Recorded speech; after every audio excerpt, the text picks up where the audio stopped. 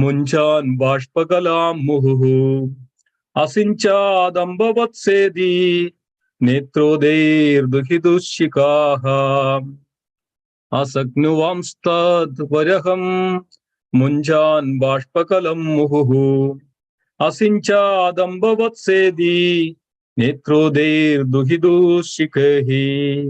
Synonyms: asangnuvan, being unable to bear; tad viraham, separation from her; munchan, shedding; bashpakalam, tears; muhuhu, again and again; asinchad, he drenched; amba, my dear mother; vatsa, my dear daughter; idi, thus; netra udehi, by the water from his eyes; duhiduhu, of his daughter; shikaha, locks of hair. Translation and purport by His Divine Grace A.C. Bhaktivedanta Swami Srila Prabhupada ki Jai. Translation: the emperor was unable to bear the separation of his daughter. Therefore, tears poured from his eyes again and again, drenching his daughter's head as he cried, "My dear mother, my dear daughter." Purport: the word Amba is significant. A father sometimes addresses his daughter in affection as mother, and sometimes as my darling. The feeling of separation occurs because until the daughter is married, she remains the daughter of the father. But after her marriage, she is no longer claimed as a daughter in the family. She must go to the husband's house, for after marriage, she becomes the property of the husband. According to Manu Samhita, a woman is never independent. She must remain the property of the father while she is not married, and she must remain the property of the husband until she is elderly and she grown-up children and has grown-up children of her own. In old age, when the husband has taken sannyasa and left home, she remains the property of the sons. A woman is always dependent, either upon the father, husband, or elderly sons. That will be exhibited in the life of Devahudi. Devahudi's father handed over responsibility for her to husband, Kardama Muni. And in the same way, Kardama Muni also left home, giving the responsibility to his son, Kapila Deva. This narration was described, these events, one after another. Om Jnanatimidandasya Jnananjana Salagaya Chakshurunmilidam Yena Tasmai Shri Gurave Namaha. Shri Chaitanya Manobishtam Sthavidam Yena Bhudale Swayam Rupakada Mahyam Dadati Supadantigam Vandeham Shri Gurum Shri Yudapadagammalam Shri Gurum Vaishnavamscha Shri Rupam Sagrajadam Sahagana Raghunathanidam Tam Sajivam Sadvaidam Savadudam Parijana Sahidam Shri Krishna Chaitanya Devam Shri Radha Krishna Padan Sahagana Lalidam Shri Vishakhanidamscha. He Krishna Karuna Sindhu Dhinabandhu Jagatpade Gopesha Gopika Kanda Radha Kanda Namostude Tapta Kanchana Gaurangi Radhe Vrindavaneshwari Vrishabhanu Sude Devi Pranamami Haripriye Vancha Kalpatarupasya Kripa Sindhubhyevacha Padidanam Pavanebhyo Vaishnavebhyo Namo Namaha. Jaya Shri Krishna Chaitanya Prabhu Nityananda Shri Advaita Gadadhar Srivasadi Gaura Bhakta Vrinda. Hare Krishna Krishna Krishna Hare Hare Hare Rama Rama Rama Hare Hare Hare Krishna Krishna Krishna Hare Hare Hare Rama Rama Rama Hare Hare Hare Krishna Krishna Krishna Hare Hare Hare Rama Rama Rama Hare Hare. Om Sahana Bhavatu Sakhanau Bhunaktum Sahaviryam Karavavahai Tejasvinavadidamastu Ma Vidushavahai. Om Shanti Shanti Shanti. Mukam Karoti Vachalam Pangum Langayade Girim Yatkrupa Tamakam Vandem Shri Gurum Dinatarinam Paramananda Madhavam Shri Chaitanya Mishwaram. Hare Krishna. Hare Krishna, dear devotees. Thank you so much for joining this very auspicious Srimad Bhagavatam class every day morning. Yesterday was Rukmini Dwadashi, and tomorrow is the appearance day of Lord Narasimhadev, Narasimha Chaturdashi. On Vaishakha Mas Shukla Paksh Chaturdashi is very auspicious. We are all waiting to come and observe the appearance of Lord Narasimhadev. On the eve of appearance of Lord Narasimhadev, Narasimha Chaturdashi, we are all here today to listen to Srimad Bhagavatam and hear Srimad Bhagavatam. So this chapter is titled as the marriage between the Kardama Muni and Mother Devahudi. We know that the context. Swayambhu Manu and Shatarupa, they came to the hermitage of sage Kardama. Sage Kardama was meditating for the Supreme Lord for thousands of years.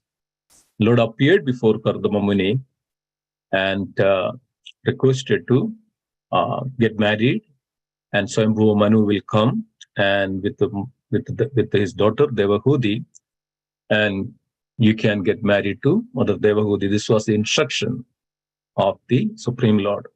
It is very fortunate that the Supreme Lord himself and coming and telling to sage Kardama that you get married to Mother Devahudi. It was all divine arrangement.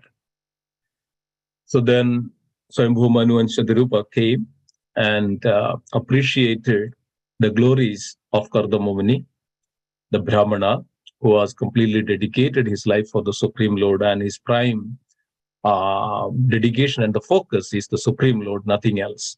But these are all the worldly arrangements that one has to go through, the marriage and the Grihastha life. But the primary focus is completely the Supreme Lord. Dharmastu Sakshal Bhagavat Pranita or Savai Pumsha Paru Dharmo Yadur Bhakti Radokshate.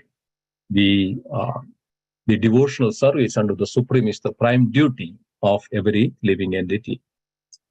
So here, when Swayambhu Manu was appreciated and glorified the penance of Kardama Muni, the character and the nature and the behavior of Kardama Muni, and it was mentioned that one who is purified enough can see you and can have your darshan. This was Swayambhu Manu was speaking to sage Kardama. One who is purified by senses and one who is control his mind can only have your darshan.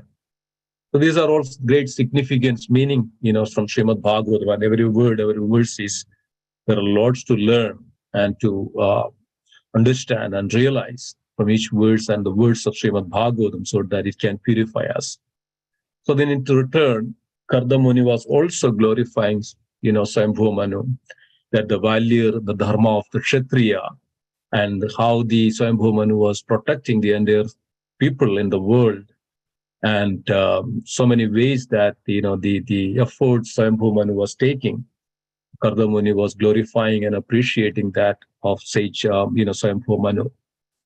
Then Swayambhu Manu was requesting to Kardama Muni that this is my daughter, I'm a little anxiety, she's at the age of marriage, and you are the because of from the Narada Muni, my daughter heard about you, and since then she is very much attached to you, and please take her hand in marriage and have a married life. And this way Swayambhu Manu was requesting to Kardama Muni, and Kardama Muni was agreeing, and Kardama Muni was saying that, yes, who else who will not accept this beautiful girl?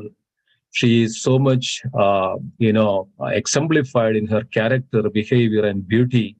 And so I would definitely accept her.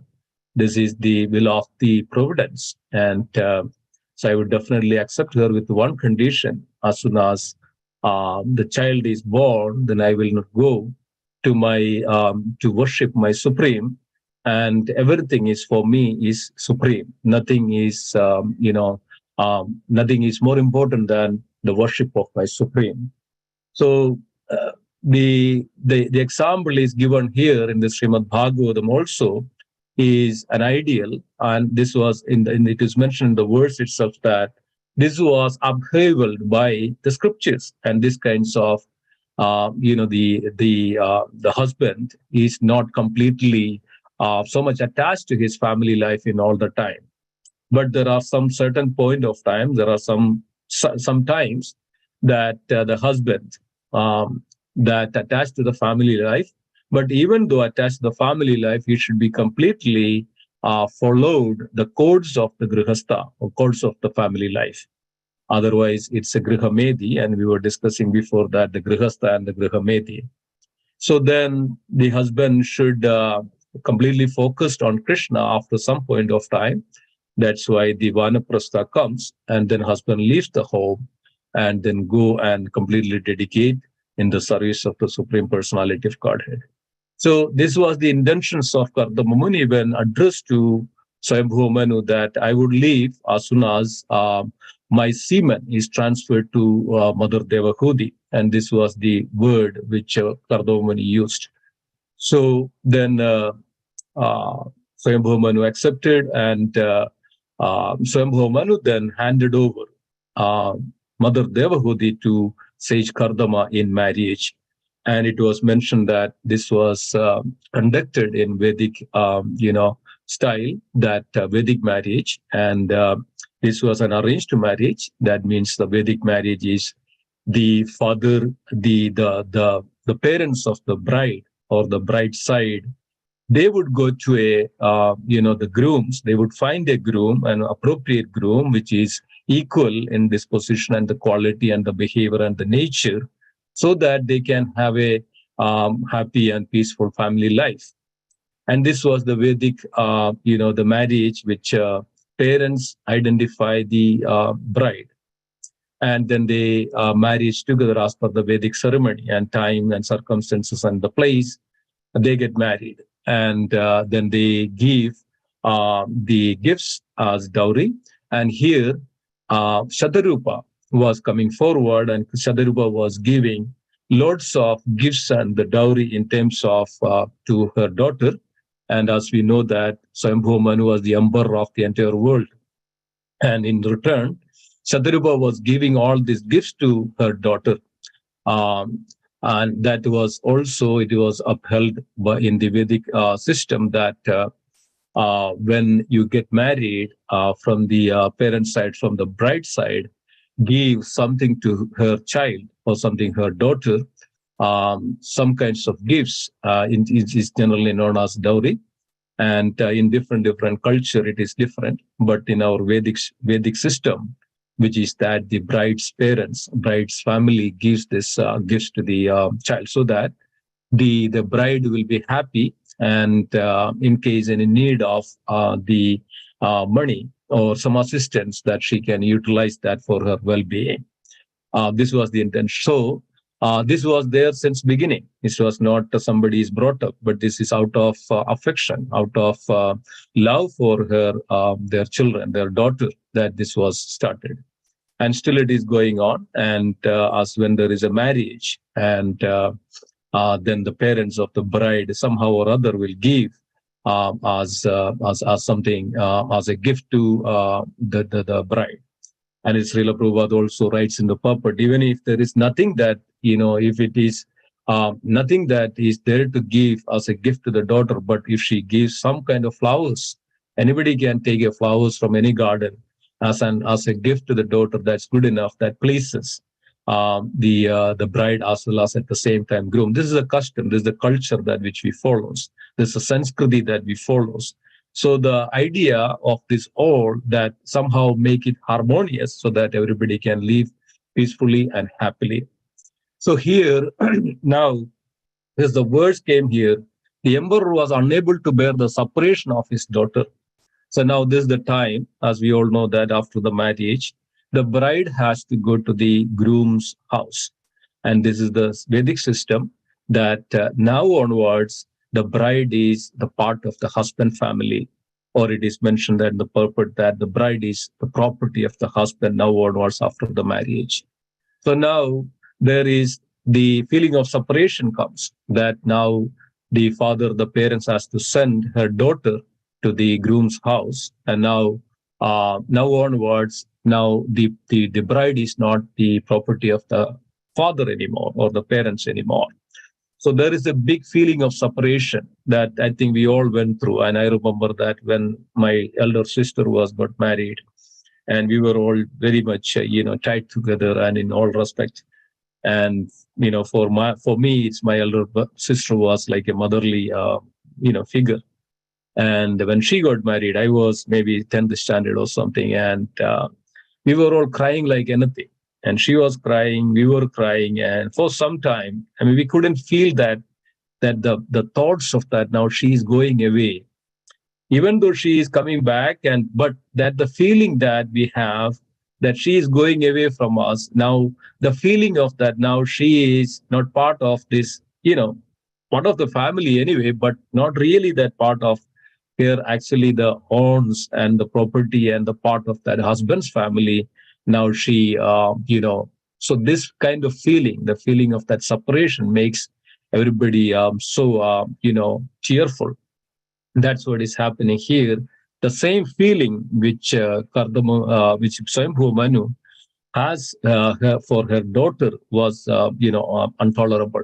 So here, Swayambhu Manu was holding her and hugging her, and the tears are filled in his eyes, and that is drenching daughter's head as he cried. Um, and then also Swayambhu Manu was calling her daughter as Amba. Amba means mother. And many times, this is out of respect. This is not that out of affection and out of respect. And that has a great significance also here. Srila Prabhupada writes that in the purport, the word Amba is very significant. Father sometimes addresses his daughter in affection as mother and sometimes as my darling. So the reason here it is Swayambhu Manu addressing her Amba, because of, as we know, that Swayambhu Manu is a great personality. He is Prachapati. He is the Manasa Putra of Lord Brahma. And it's not that, and also here Sukadev Goswami is addressing and using this word that Swayambhu Manu's word Amba. That's a great significance, because of it's always that our Vedic tradition, that mother or the motherhood, and every woman had such a capacity, such a motherhood, and that everybody is respected, that motherhood of a woman. And the mother is respected in every where in the Vedic system.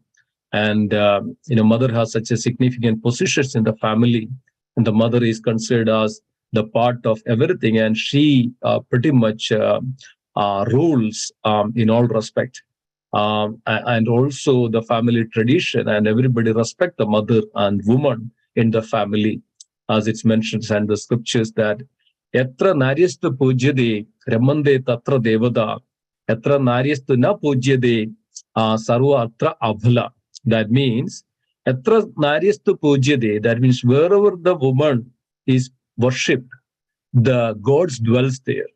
That the prosperity and opulences and auspiciousness comes there where the woman is respected, the woman is worshipped, and woman's Vartranaryastu Pujyade, wherever there is a worship of the woman.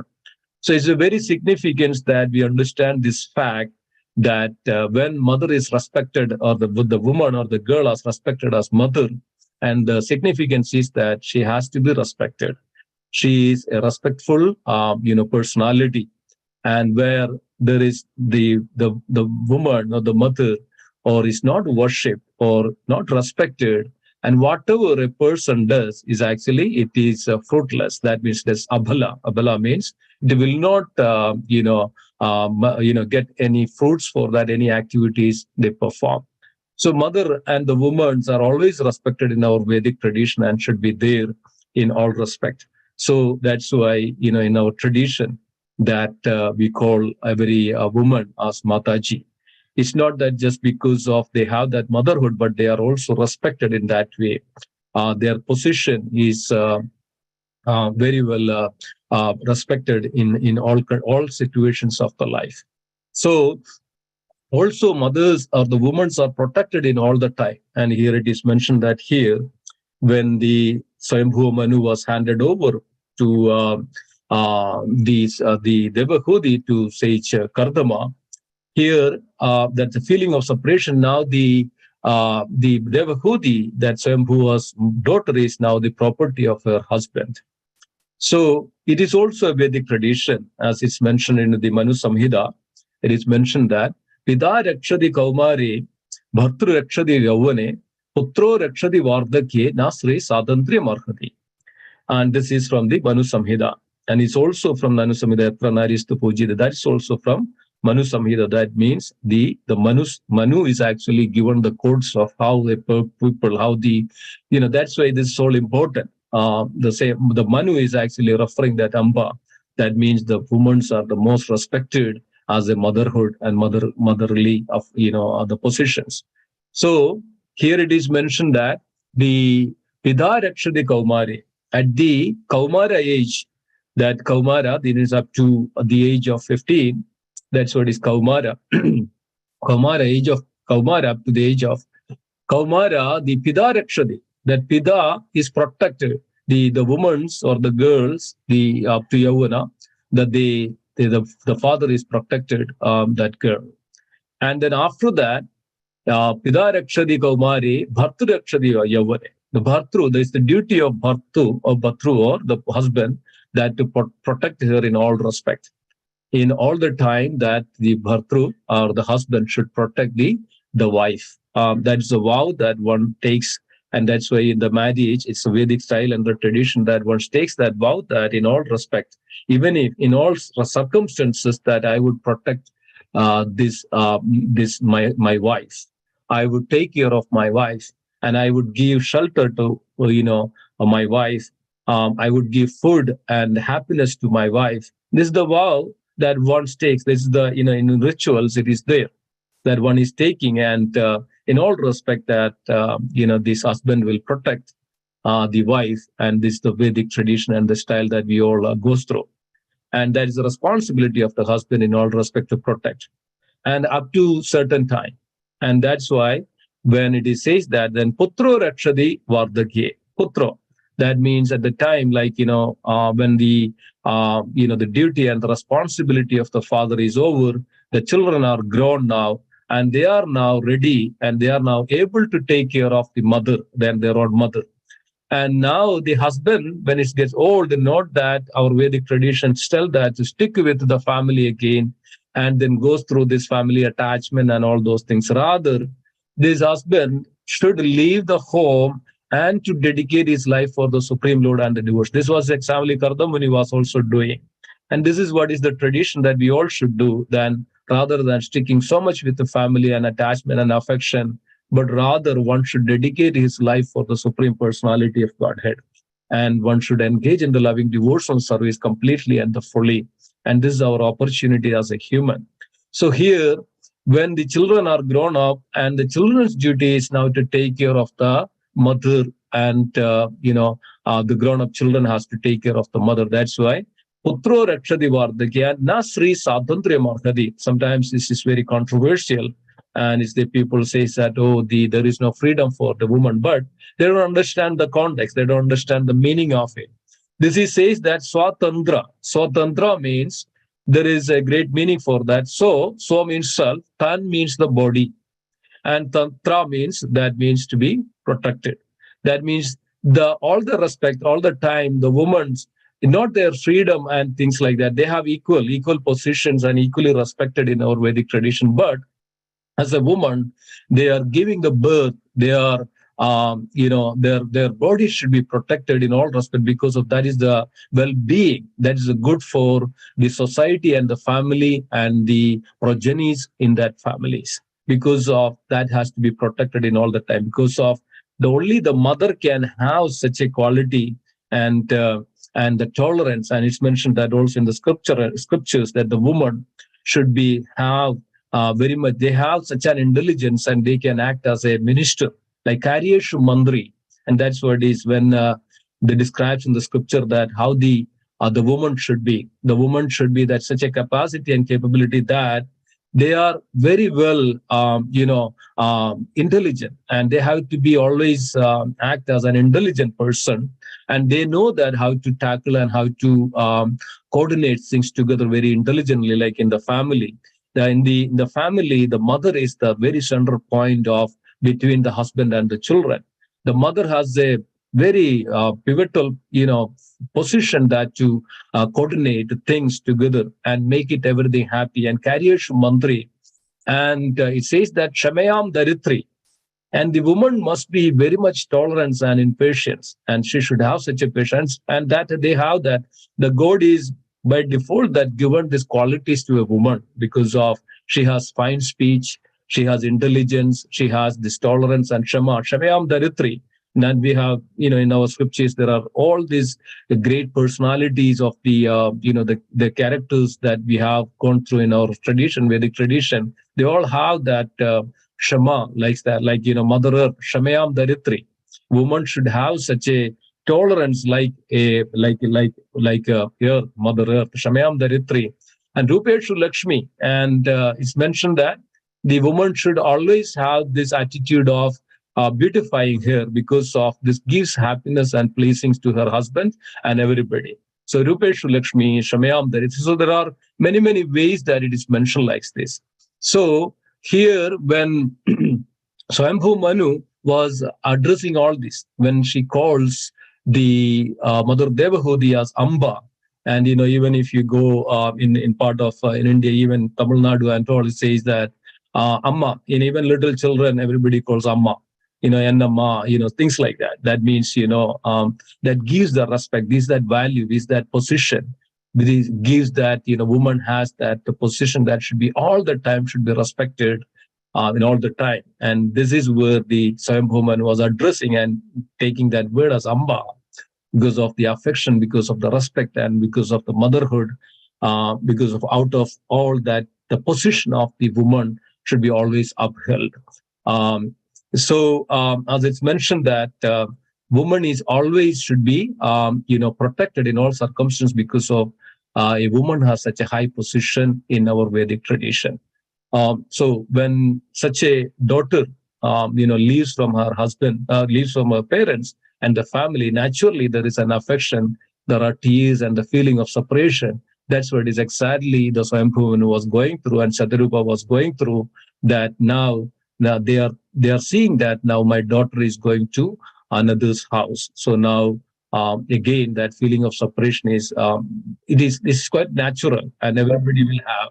That is quite natural, and that is out of affection and out of respect, and out of that the value that which gives to the daughter and a woman and a girl, in all circumstances.